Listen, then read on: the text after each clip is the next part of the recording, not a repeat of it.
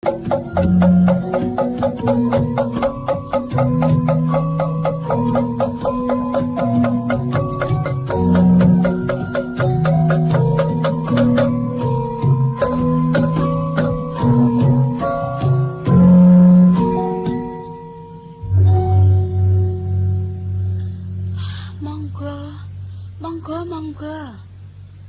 kok terus piye aku iki kok bingung aku ning kene.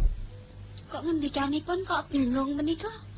Ingkang badhe dipun tujuna tindak pundi? Ayo pancen nang kene. Lah menawi sampun wonten menapa menika kagungan kersa badhe tindak wonten dalem kepatihan, menika mesinipun sak nggih mboten ngaten menika to.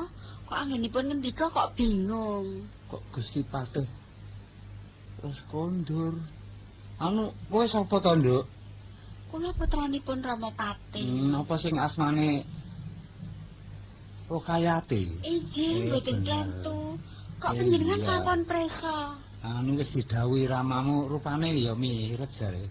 Rupinipun sinten? Anu pasuryane nek cara priyayi iki mirip karo Gusti Patih wau dawuh putraku ngene kok cocok. Mila kula mulane aku banjur bisa nggumathakake yen Rokayati mergo Gusti Patih mau wis dawuh. Kira ngene to. Aku iki diutus ana ing Taman Sari kene sing wase aku iki ya dikon mbojoni kowe ngono lho. Terus bener. Mbojoni iki apa to? Cara priyayine iki apa mbojoni kuwi lho. Kok Kok mulane aku bingung, aku ket mlebu kene iki terus bingung aku. Bojone napa? Bojone iki kowe iki aku iki kon ngepek bojo kowe ngono. Ingkang dawuh ngaten? Gusti Patih. Rama? Heeh. Rama menika dawuh kaliyan panjenengan. Iya, kepiye ta? Kados mundhut garwa kaliyan kula. Heeh. Ramamu rak cutan sehari ta? Inggih. Aku wis tepung e. Panjenengan menapa sampun dipun ngendikani kaliyan Rama Patih ingkang werni-werni ngaten. Wah, wis maneka warna nek aku mau malah didugangi mau. Nek aku sing mau iki malah aku didugangi. Ha iki, lajeng kersanipun. Aku ya terus matur gelem. Oh, penyen sampun purun. Heeh. Namung nggih ngaten nggih, kula nyuwun pangapunten lho nggih. Boten kok kula menawa nampik kaliyan panjenengan menika boten. Lah kula nggih badhe nyuwun prisa. Lajeng panjenengan menika piyayi saka ngendi lan sapa asmane? Aku iki wong saka Pati, Desa Miyana. Pati? Jenengku ndek cilik Sariden. Ning saiki Jangkung. Oh, iki. Lah, sampun kagungan garwa menapa to? Wis aku, wis ndek anak barang siji. Oh. Jenenge Momo. Aku ya wis matur Gusti Patih mau. Mbak ngono Gusti Patih jare arep anu nyucekake apa ngono mau nyucekake celana apa lali aku lali ngendikane cara priyayi iki wis rada bingung aku. Kula menika ngertos piyayi sing kaya panjenengan iki lagi sepisan iki nggih. Aku ora kaya kowe anane kaya kados pundi ngaten lho kok aku nang kowe wae ya bingung sih Nduk. Nggih. Bingung ya lagi pisan iki kepathok layak iki putrane mau Gusti Patih dawuh ning nek weruh bojoku mesti mati. Tujuane aku weruh kowe kok ya ora mati aku. Lah iya wong aku ki kudu memedi kok nyur. Iku mung kebatute ngakondha cakucapan. Namung panjenengan nggih sampun purun. Sedaya ngendikanipun Rama Patih sampun panjenengan tampi. Iku rak ngene ta aku matur karo Ingkang Rama. Nggih. Nek sakabehing pakarti utawa pitulungan utawa tumindak iki aja diganjar Raja Brana lah saking tresna-tresnane ramamu marang aku kuwi. Nek ora Raja Brana ya apike kowe tak pek mantu jarene ngono mau. Sebab ngaten, menawi Rama badhe maringi Raja Brana lan menapa kemawon menika mesinipun Iso ilang. saged telas. Namung menawi kersanipun Rama menika kados ngaten, menika mesti kemawon malah saya rumaken. Ah iya. Sing dikarepake yen Ingkang Rama kagungan kersa apa-apa ya bisa sabian anu ngersake sabian tuku yen aku butuh apa-apa ya nyuwun pitulungan karo Ingkang Rama. Nggih, menika sampun prayogi sanget.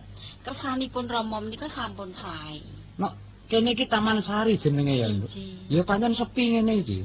Ha iki mboten wonten setunggaling piyayi kakung sing tindak ana taman kejawi abdi. Ora wong sing tak takokake kok. Kopi nggih. Ah iya. Nggih. Menika monggo. Pangapunten lho nggih. Kula mboten ngertos nek njenengan sampun salit kok. Nah ora ya upama kowe iki dadi bojoku rak ya bisa ta marangkani tegese ya seneng ta ora ketan kepesan kae. Upama kowe iki nyawang aku ala iku ana aja nggon padangan nek nggon peteng wae. Kula ngaten. Rering menika sampun dados kersanipun Rama. Iki sinajan kados pundi kula wontenipun namung badhe nyendikani menapa ingkang dados kersanipun Rama. Ayo syukur alhamdulillah. Nek ngono aku tak ngombe kopi iki kowe ya reneng-reneng sawetara ngono ben kaya wong-wong akeh kaya iki. Lah iya piye ketoke menika. Wah. Ya. Lah iya kok aneh sanget tamu ndhetipun menika lho. Lah iya kuwi tak ngarep apa nganane kaya ngene. Lah mbok yen ngersakaken daran menapa ngaten lho. Wis aku mau kok. Ajeng kula ingkang nyawisi rak ngaten. Ayo nanging oleh mangan ki ora ketok gayeng nek ora. Oh, ngaten to. Ah iya. Ning menapa nggih sekintenipun mboten badhe mboten badhe gelem menawi kula menika rerepen. Ora. Awis to. Ber sepur sak aneng-anenge.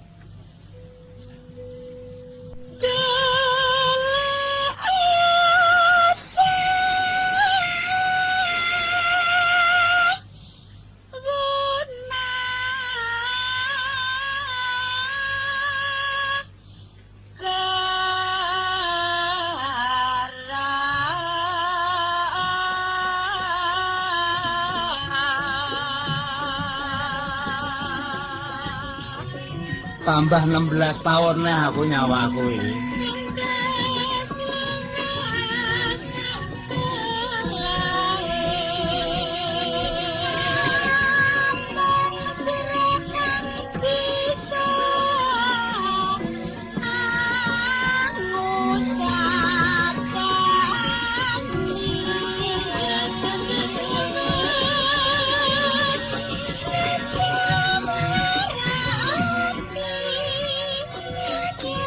Rumpakane ya apik cocok karo suarane. Kula menika mboten nate dados menawi panjenengan ngendika ngaten asunipun ajrih kula menika.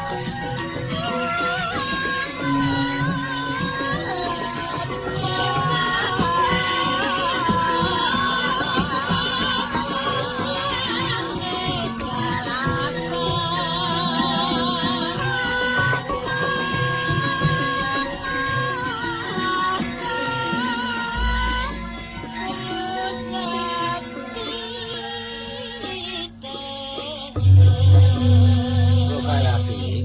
Kula Kang. Ayo senajan dikaya ngapa tresnamu marang aku ya Dur. Inji. Ayo rene aku ki isih netepi wajib perintahin guru. Inji. Dadi kowe ya aja gelo. Kok ngendika kados ngaten kados pundi to? Aku ora iso suwe ana ing Plembang kene isih sebab nutukake lelaku. Oh, Aku isih duwe sangkan jroning suwindu mongko iki lagi kelakon 4 taun cek kurang 4 taun mung welingku aku arep ninggalake kene ora pamit karo Gusti Patih. Mung bayi sing kok kandhut kuwi besok nek lair lanang jenengake Hasan Busari.